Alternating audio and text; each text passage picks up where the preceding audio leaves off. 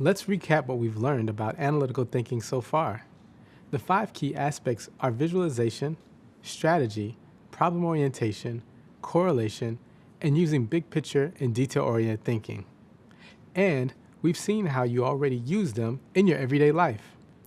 We also talked about how different people naturally use certain types of thinking, but that you can absolutely grow and develop the skills that might not come as easily to you. This means you can become a versatile thinker, which is a very important part of data analysis. You might naturally be an analytical thinker, but you can learn to think creatively and critically, and be great at all three.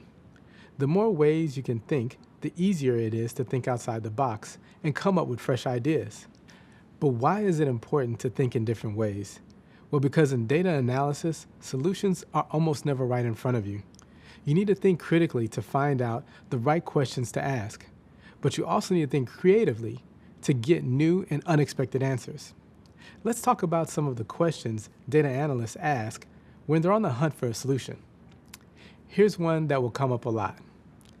What is the root cause of a problem? A root cause is the reason why a problem occurs. If we can identify and get rid of a root cause, we can prevent that problem from happening again. A simple way to wrap your head around root causes is with a process called the 5 whys. In the 5 whys, you ask why 5 times to reveal the root cause. The fifth and final answer should give you some useful and sometimes surprising insights. Here's an example of the 5 whys in action. Let's say you wanted to make a blueberry pie but couldn't find any blueberries. You'd be trying to solve a problem by asking, why can't I make a blueberry pie? The answer would be, there were no blueberries at the store. There's why number 1. So you then ask, why were there no blueberries at the store? And discover that the blueberry bushes don't have enough fruit this season. That's why number 2. Next you'd ask, why was there not enough fruit? This would lead you to the fact that birds were eating all the berries. Why number 3, asked and answered. Now we get to why number 4. Ask why a 4th time, and the answer would be that although the birds normally prefer mulberries and don't eat blueberries, the mulberry bushes didn't produce fruit this season. So the birds are eating blueberries instead. And finally, we get to why number 5, which should reveal the root cause. A late frost damaged the mulberry bushes, so they didn't produce any fruit. So you can't make a blueberry pie because of a late frost months ago. See how the 5 whys can reveal some very surprising root causes?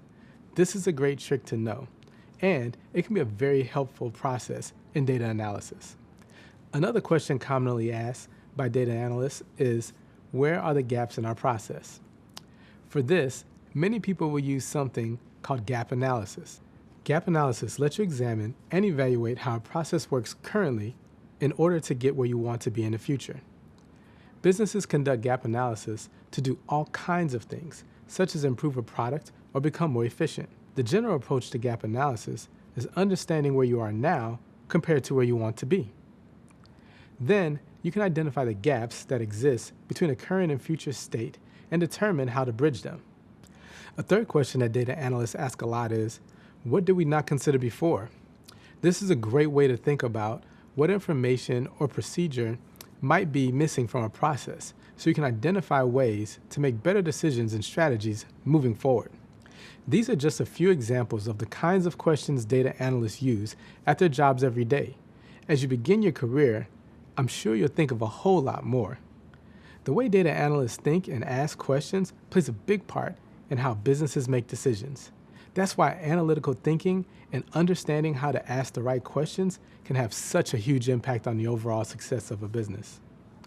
Later, we'll talk more about how data-driven decisions can lead to successful outcomes.